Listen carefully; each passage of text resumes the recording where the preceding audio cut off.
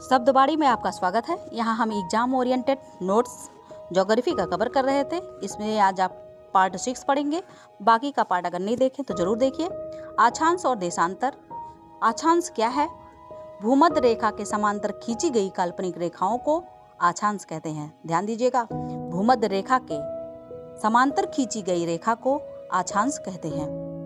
ये रेखाएं पूरब से पश्चिम की दिशा में चलती हैं। पूरब से पश्चिम की दिशा में चलती हैं। ध्यान दीजिएगा, यहाँ पे रेड लाइन चलती हैं, एक दूसरे के समांतर होती हैं। इनकी कुल संख्या 180 है, यानी ऐसी लाइन 180 है। उत्तरी गोलार्ध में 90 है, नॉर्थ में आपका ऊपर नॉर्थ में 90 और दक्षिणी गोलार्ध में 90, नीचे दक्षिणी गोलार्ध 90। सबसे बड़ी अक्षांश रेखा भूमध्य रेखा, यानी जिसको विषुवत रेखा भी बोलते हैं, आपने पढ़ा होगा, इसको भूमध्य रेखा यहाँ बोल रहे हैं। 0 यानी 0 डिग्री है। ध्यान दीजिएगा, उत्तर की ओर अक्षांश 0 से 19 तक बढ़ते हैं, यानी यहाँ देखिए उत्तर से ऊपर 90 तक बढ़ते हैं, 0 से 90 तक बढ़ते हैं।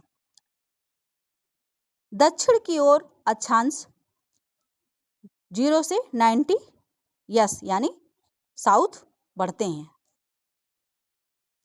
मुख्य बिंदु क्या क्या है? की पॉइंट। अक्षांश रेखाएं पूरब से पश्चिम की दिशा में, ध्यान दीजिएगा, पूरब से पश्चिम की दिशा में ओर बढ़ती है, मिलती है।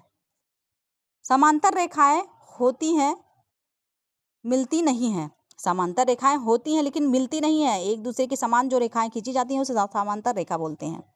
आधार रेखा भूमध्य रेखा को, देखिए यहाँ पे आधार रेखा किसको बोलते हैं? यानी भूमध्य रेखा को ही बोलते हैं, जो 0 डिग्री होती है। अधिकतम अक्षांश रेखाएं कितनी होती हैं? 180 होती हैं, जिसमें से 90 नॉर्थ यानी उत्तर और 90 दक्षिण यानी साउथ नीचे होती है। इंपॉर्टेंट लाइन यहाँ पे देख लीजिएगा आप लोग, अक्षांश रेखाएं कितने डिग्री तक झुकी होती हैं, जिसमें भूमध्य रेखा, कर्क रेखा, मकर रेखा, अटलांटिक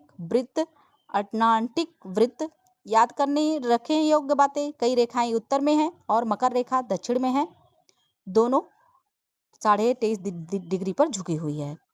ऐसे ही हमारे सीरीज के साथ जुड़े रहने के लिए शब्दबाड़ी को सब्सक्राइब करें और जुड़े रहिए ज्योग्राफी सीरीज से।